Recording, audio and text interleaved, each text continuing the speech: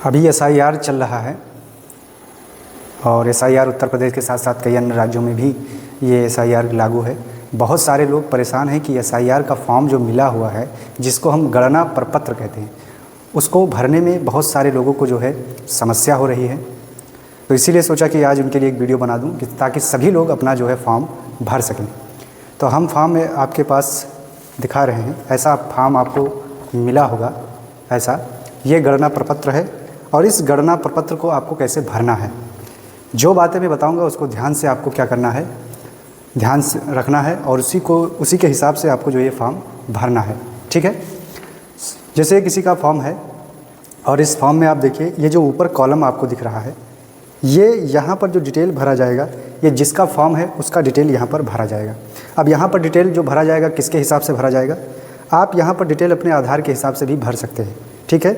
उनके माता का नाम, उनके पिता का नाम, मोबाइल नंबर, आधार नंबर और उनकी जन्मतिथि यहाँ पर भर देना है। अब उसके बाद जो उनको परेशानी होती है, ये दोनों कॉलम जो यहाँ पर लिखे हुए बने हुए हैं, ये कॉलम और ये दोनों कॉलम जो हैं कैसे भरा जाएगा, तो उसको ध्यान से आपको देखना है। सबसे पहला काम आपको ये करना है कि ये जो मतदाता जिसका ये गणना प्रपत्र है, इनका नाम 2003 लिस्ट में देखना है। अगर इनका 2003 के लिस्ट में इनका नाम है तो उनका विवरण यहाँ पर आपको भरना होगा, यहाँ पर उनका विवरण भरना होगा। जैसे मान लीजिए कि इनका 2003 में नाम है, तो इनका 2003 के हिसाब से इनका नाम क्या था उसे यहाँ पर डाल देंगे। उसके बाद इनकी EPIC संख्या अगर है तो उसको भर सकते हैं, नहीं भी भर सकते हैं, ऑप्शनल है। संबंधी का नाम जो 2003 के लिस्ट में है वही डिटेल यहाँ पर आप उनका भरेंगे। नाम वगैरह यहाँ पर भर लेंगे, विधानसभा क्षेत्र का नाम, सारा चीज़ यहाँ पर इसको भर लेंगे। यहाँ पर देखिए विधानसभा निर्वाचन क्षेत्र की संख्या, यहाँ पर निर्वाचन क्षेत्र की संख्या जो आपको डालना है, अगर उत्तरौला के हैं तो यहाँ पर जो है 141 यहाँ पर डालेंगे, यहाँ पर 141 पर। बाकी हर जगह का अलग अलग हो सकता है निर्वाचन क्षेत्र, तो उसको 2003 में देख लेना कि उस समय विधानसभा क्षेत्र की संख्या कितनी थी, उसको यहाँ पर डाल देना है। ठीक है। और उसके बाद उसका वहाँ पर 2003 के लिस्ट में उनका जो है भाग संख्या कितना था उसको देख लेंगे, यहाँ भर देंगे इस कॉलम में। और उसके बाद उनका उस 2003 के लिस्ट में क्रम संख्या क्या था उसको यहाँ पर डाल देंगे। यानी यहाँ पर जो भरा जाएगा वो 2003 के लिस्ट के हिसाब से इनका भरा जाएगा, अगर 2003 में इनका नाम होगा तो।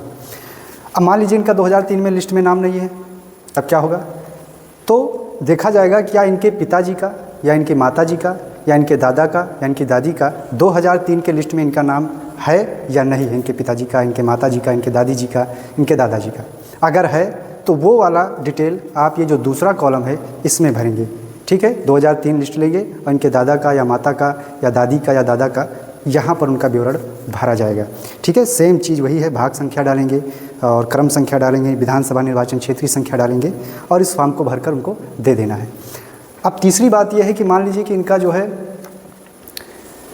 ना इनके माता पिता का या किसी का जो है 2003 के लिस्ट में नाम नहीं है, इनका भी नाम नहीं है, तब क्या किया जाएगा, तब आपको ये ऊपर वाला कॉलम आपको भर के उनको दे देना है। इसको देने के बाद ये SDM कार्यालय में जमा होगा, जो AERO होते हैं उनके कार्यालय में ये जमा होगा। जमा होने के बाद में उनके तरफ से जो है जो डॉक्यूमेंट मांगा जाएगा वो डॉक्यूमेंट आपको जमा करना है। फ़िलहाल के लिए अगर 2003 में इनका नाम मिल गया है, 2003 के लिस्ट में इनका नाम मिल गया है, तो डिटेल फिलअप करके उनको दे देंगे और इसको केवल फॉर्म भर के दे देंगे। इसके साथ कोई डॉक्यूमेंट देने की अभी आवश्यकता नहीं है। जब आपसे मांगा जाएगा तभी आपको जो है डॉक्यूमेंट देना है। फ़िलहाल के लिए यही फॉर्म ऐसे फिलअप करके आपको सही तरीके से दे देना है।